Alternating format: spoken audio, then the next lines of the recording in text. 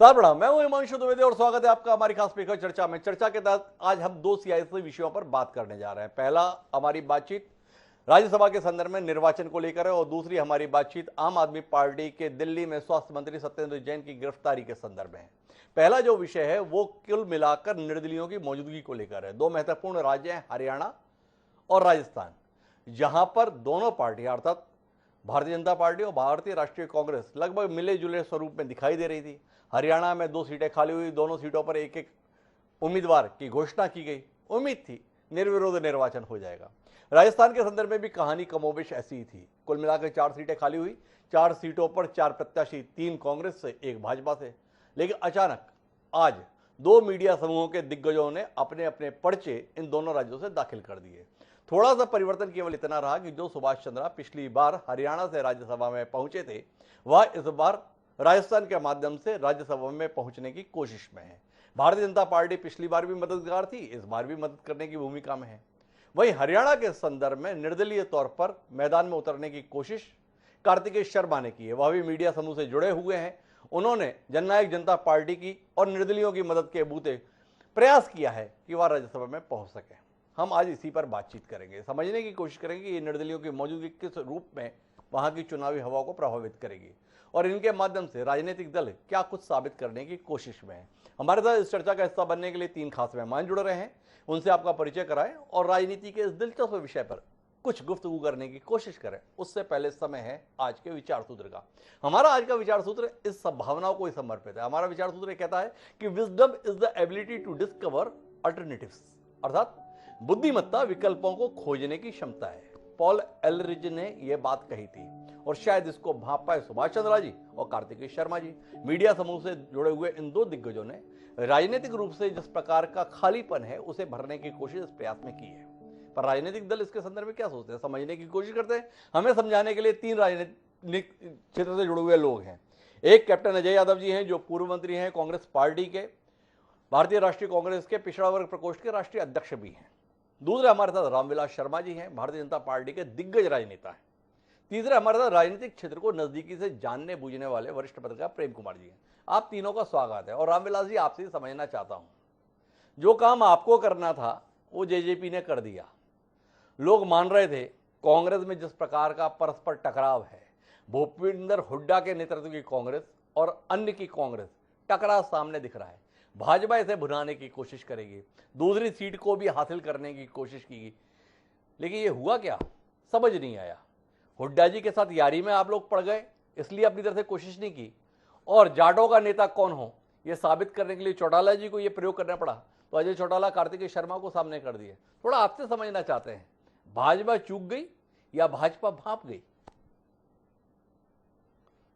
देखिए हिमांशु जी, जी आप जैसा विद्वान पत्रकार और आज आपने हम तीनों ऐसे लोगों को बिठा लिया है। जी कप्तान अजय सिंह यादव मेरे भाई हैं जी और इनके पूज्य पिता राव अभय सिंह जी जनसंघ के हरियाणा के स्टेट के वाइस प्रेसिडेंट रहे। जी हम सब एक ही विचार परिवार के लोग हैं। जी और कप्तान अजय ने सही कहा। जी कप्तान अजय ने हमारे श्री कृष्ण पंवार की उम्मीदवारी को जी सैद्धांतिक रूप से इन्होंने ठीक ठहराया। जी इन्होंने बहन शैलजा के बारे में कहा कि वो निष्ठावान कार्यकर्त्री है कांग्रेस की, उनकी निष्ठा पर शक नहीं किया जा सकता, उनको यदि कांग्रेस उम्मीदवार बनाती तो अच्छा रहता। मैं कप्तान अजय की इस बात के लिए तारीफ करता हूं कि उन्होंने अपने मन की बात सही कही। जी और कार्तिकेय शर्मा आपके मीडिया जगत से जुड़ा हुआ बेटा है, जी विनोद शर्मा जी का बेटा है। जी और इसमें भारतीय जनता पार्टी का कोई चाल वगैरह, अब आप क्योंकि आपकी वाणी है, आपके शब्दों का हम कोई उनके आगे पीछे नहीं कर सकते, प्रेम कुमार जी बताएंगे। परंतु हरियाणा संघर्ष की धरती। अरे रामविलास जी, और मैं बीच में रोकूंगा। आपने कार्तिकेय शर्मा के लिए भी अच्छे शब्द बोल दिए, कैप्टन अजय यादव की भी सराहना कर दी, पर कुछ अपने पार्टी के प्रदेश नेतृत्व को लेकर भी तो बोलिए। आपके प्रदेश नेतृत्व ने कांग्रेस के लिए कालीन बिछाने की कोशिश क्यों की? ऐसी संभावनाओं के बीच में जब पूरे देश में भाजपा नेतृत्व कोशिश करता है कि कांग्रेस को कहां नीचा ना दिखा दे, कांग्रेस की कहीं कोई स्थिति रह ना जाए, तो ऐसे में हरियाणा के संदर्भ में भाजपा की ये खामोशी सवाल पैदा कर रही है। रामविलास जी समझ पाए क्या? क्या कुछ ऐसा हुआ हुड्डा जी के साथ में कि आपको लगा नहीं नहीं हुड्डा जी की इज्जत बचाना जरूरी है इसलिए अपने को प्रत्याशी नहीं उतारना चाहिए, ऐसा कुछ है क्या? देखिए द्विवेदी जी, हमने तो हुड्डा जी का कांटा बहुत पहले से निकाल दिया था जी 10 जनवरी 2019 को कृष्ण मिड्ढा के नामांकन के समय हमने बात कर दी थी। ये हरियाणा जो है जी ये कन्हैया ने संघर्ष के लिए चुना हुआ है जी और खेला या तो बंगाल में होता है, खेला हो गए या तो हरियाणा में होता है जी और आपने सुभाष जी चंद्रा का जिक्र किया और ये तो अभी समय बताएगा 10 जून को जो चुनाव परिणाम आएंगे। परंतु 10 जून को क्या खेला होगा इसके संदर्भ में रामविलास जी कह रहे हैं, मेरे साथ कैप्टन अजय यादव जी हैं। कैप्टन अजय यादव जी से समझना चाहता हूं, कैप्टन साहब आपने ही राह प्रशस्त कर दी क्या कार्तिकेय शर्मा की?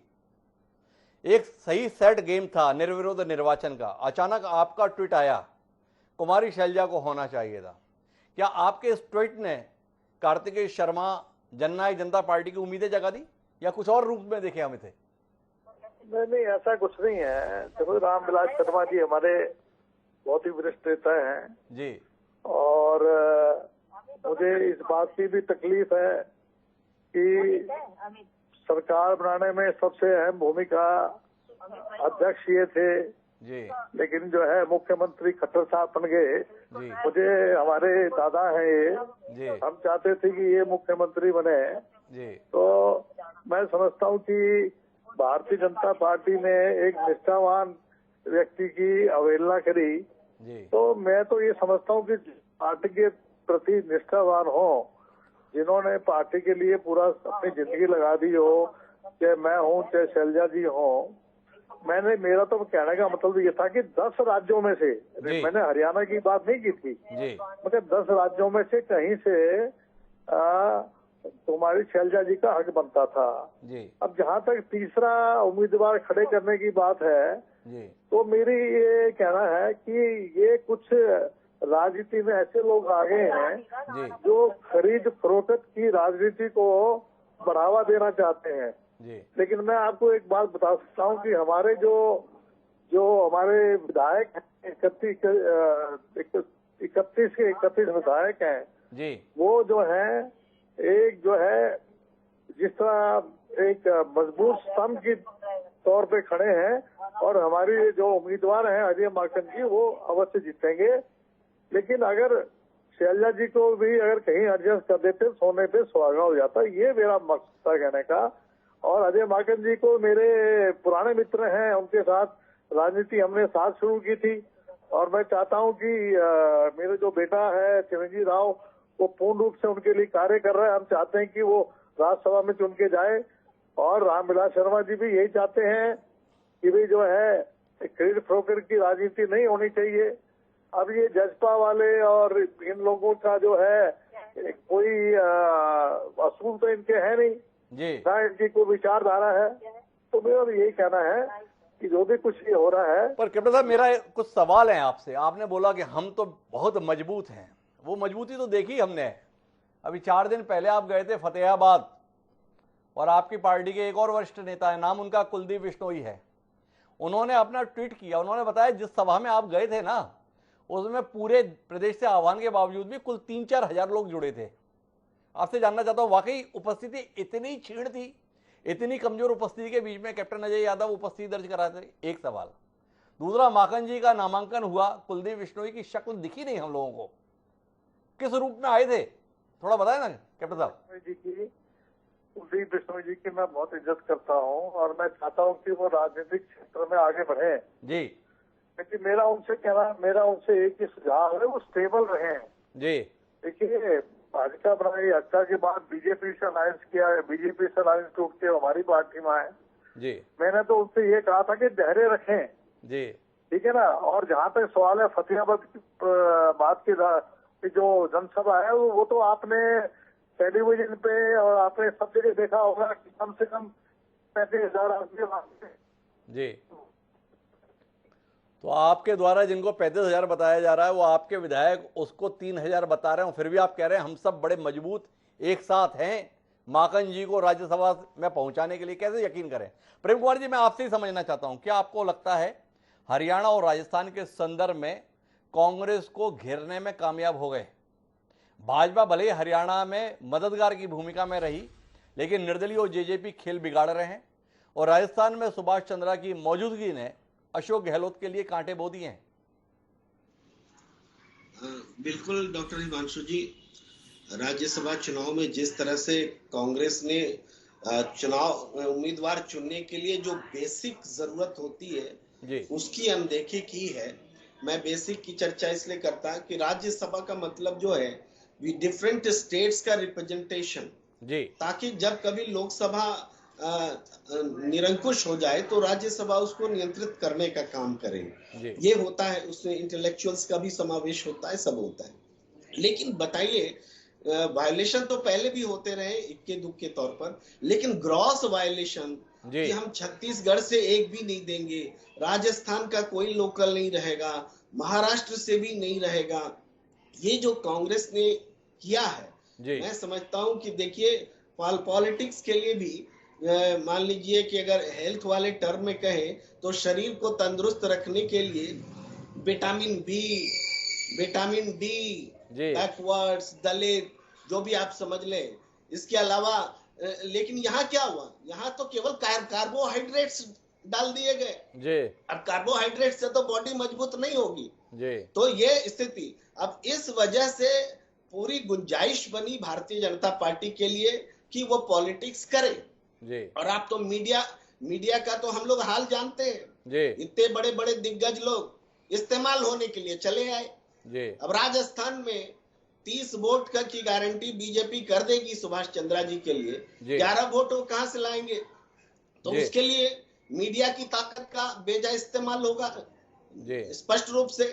उसी तरीके से कार्तिकेय शर्मा जी, अरे व्यक्तिगत महत्वाकांक्षाएं अलग होती हैं, लेकिन क्या आप मीडिया को इस्तेमाल होने देंगे पॉलिटिक्स के हाथों?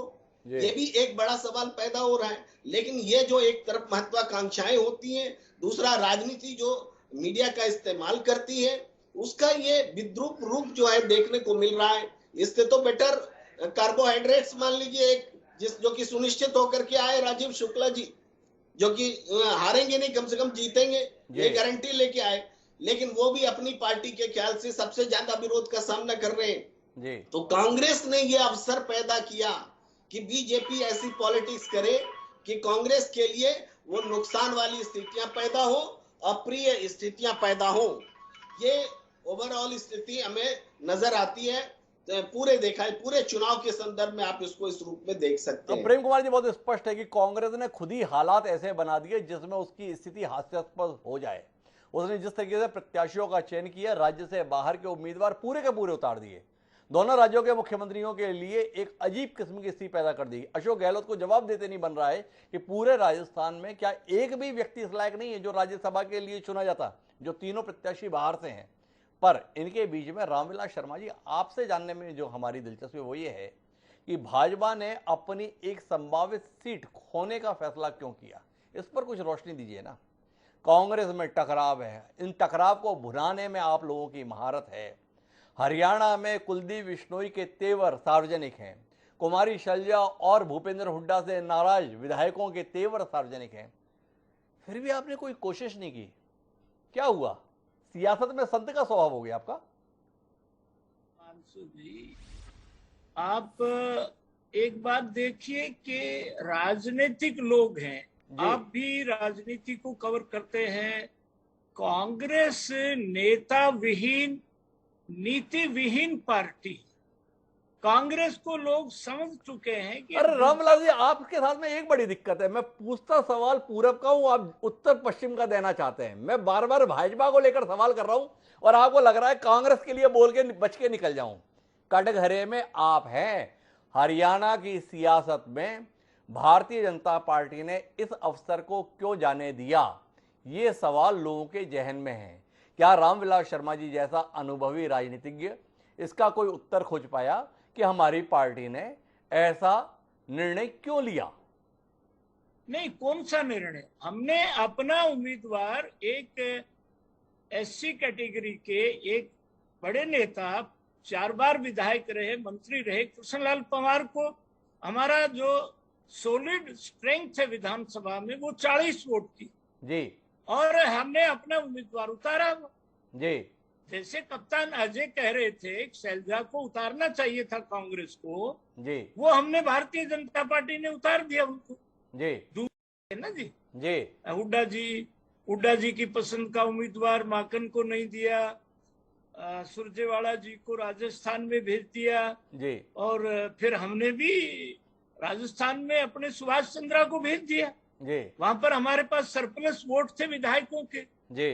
तो इसमें कोई वो बड़ी बात नहीं है। तो अब आप ये बताइए रामविलास जी, बड़ी बात नहीं, कुल मिला के अब तीसरा व्यक्ति आ गया है मैदान में, भाजपा साथ देगी तीसरे व्यक्ति को या हुड्डा जी के साथ रहेगी? ये जानने में बड़ी दिलचस्पी है प्रदेश की। रामविलास जी क्या कहते हैं? हुड्डा जी से आपको मोहब्बत है, हुड्डा जी हरियाणा की राजनीति के वरिष्ठ आदमी हैं जी, परंतु भारतीय जनता पार्टी को वो जानते हैं अच्छी तरह से। अब कार्तिकेय है जी, विनोद शर्मा जी का बेटा है, जी, मीडिया का आदमी है जी, अब उनकी मीडिया की भी हिमांशु जी जैसे प्रेम कुमार जी भी कह रहे थे जी, वो नैतिकता की बात कह रहे थे। जी, आज मीडिया भी अपने आप में एक ताकत है ना। जी, मीडिया के अपने संबंध हैं, अपने संपर्क हैं और उसमें भारतीय जनता पार्टी का, इसमें भारतीय जनता पार्टी ने अपने जो सॉलिड स्ट्रेंथ है वो कृष्ण पवार जी के हिस्से में और सारे हमारे विधायक और वो सब मौजूद थे। अभी देखते हैं अगले दिनों में क्या परिस्थिति होती है। रामविलास जी अभी पत्ते खोलना नहीं चाहते हैं यार, रामविलास जी को पता ही नहीं है पत्ते कहाँ खुलने वाले हैं, तो अपने आप को संकट में क्यों डालें? क्या करने वाले हैं खट्टर जी, क्या करने वाले हैं धनखड़ जी?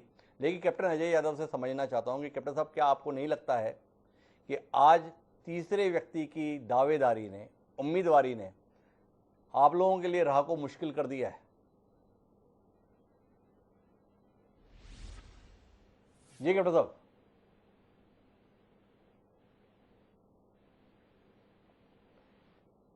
कैप्टन साहब मेरी आवाज सुन पा रहे हैं?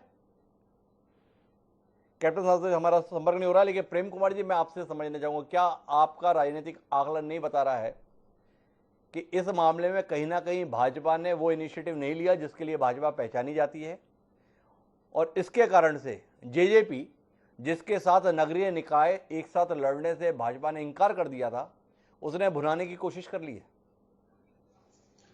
द्विवेदी जी, मैं एग्जैक्टली ऐसा नहीं मानता जी। मुझे लगता है कि जो राजनीतिक परिस्थितियां हैं उसमें कांग्रेस को ऐसी स्थिति में डाल देना जिससे उनके विधायक की निष्ठा कसौटी पर आ जाए और वो डगमगाने लगे, और इसलिए ये स्थिति परिस्थिति पैदा की गई है।